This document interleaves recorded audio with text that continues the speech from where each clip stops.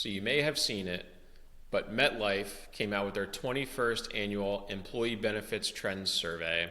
And I thought it'd just be a really good idea to walk through some of my key takeaways, as well as my thoughts on what you should be doing in your business around employee benefits. So right up front, my 3 key takeaways. Number 1, employee care is a big, big deal, and employees are paying very close attention to it. So not only is this the employer caring for the employee, and I'm not going to go into great detail about that, the report does that, but it's also allowing the employee to have adequate self-care. So that's number 1. Number 2, salary surveys and industry surveys are great, but a lot of times by the time you get that data, it's dated, meaning it's a little bit stale, and the labor market is really, really tight, historically tight. So the better approach is to be looking at job boards, looking at postings, and trying to figure out, these are the roles that I have in my business, and these are the roles that are most similar that are posted out there in the world, and these are the pay ranges that people are paying for those employees, and these are the benefits that people are actually giving to those employees, and then match that up with what you're actually doing in your business. Super, super helpful. That is more real-time data than what you've actually got. So that's number 2. Number 3, there's a bunch of things and ideas that are listed in this report. The important thing, and this is where we can help, is to budget for what your employees expect and what you think is going to help retain your current employees, but then also attract those A players. So budget for the things that you need to be implementing inside of your business in order to do that. So if we go to page 8 of the report, this was my first takeaway, and this is really interesting. So the overall job satisfaction rate. So the lowest that they ever tracked was 66% in 2022. Currently where it sits is 69%. And if you look at this graph over here to the left, it's near historic lows. That's a problem.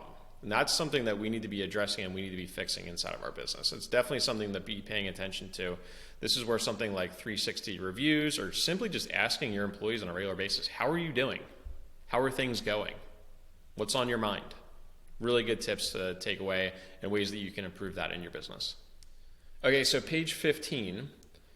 This is the prioritization of elements that demonstrate care. And remember, my first key takeaway is employee care is super, super important. What's really interesting is that pay and compensation ranks number 1 at 46%.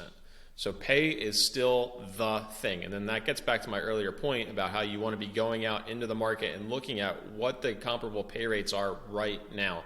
Don't necessarily rely on industry surveys that are a year old. And it's not necessarily what you're paying your people right now. We've gone through a period of historic inflation. We need to be really, really mindful about what the market is actually bearing, and then try to meet that or exceed that where we can, when we can, and just being really thoughtful around that. Okay, so page 18, this is about purposeful work. Everybody wants to go to work every single day with a purpose. It makes work much more tolerable because at the end of the day, it is still work. But if we go down here to the bottom, and employees without purposeful work who say they will be with their organization in 12 months. So the trend is down. So 2021 it was 53%, 2022 36%, 2023 30%. Less than a third of people say that they will be with their organization in a year if they do not have purposeful work. So people aren't just sticking around just for the heck of it. They're sticking around because there's a purpose, because they feel like they're doing something for society, and their business, the business that they're working for, is doing something with society on a consistent and everyday basis. So the opportunity here is to sell your business's purpose, not only to the employees that you have already in your business, but to the market as you're going out and you are recruiting talent. Go and sell your purpose to them. Why do you exist? Why do people want to come work for you every single day? That's the opportunity here. Okay, so page 27, and what we're talking about here is opportunities for growth and opportunities for career advancement and skill enhancement. So, employee satisfaction with professional growth and training opportunities, 58% all employees. But if we look here at millennials, 62%. If we look at Gen Z, 53%. So as we kind of go younger in the talent pool, the satisfaction with their growth and training opportunities is less. That's an opportunity.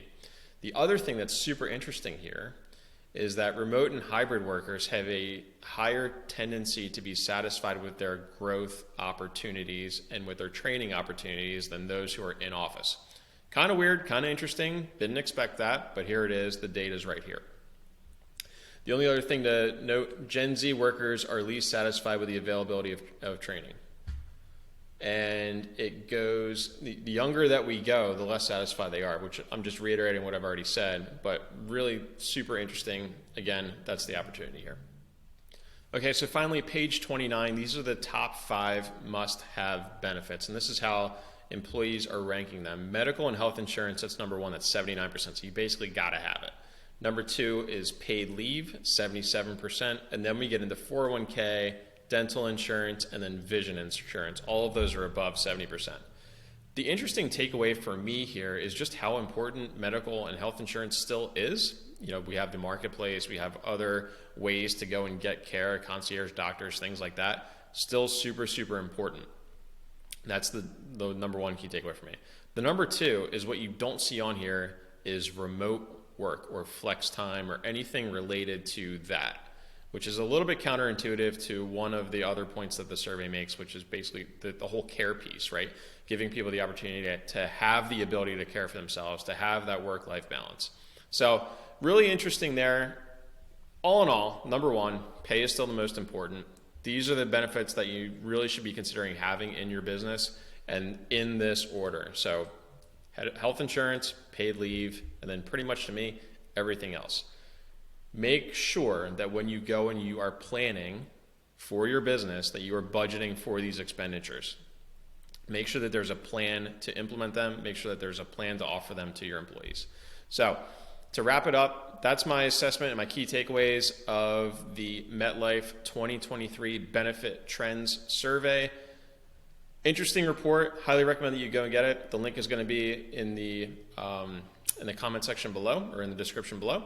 So you can go and fetch it for yourself, but definitely give it a look and definitely something to pay attention to.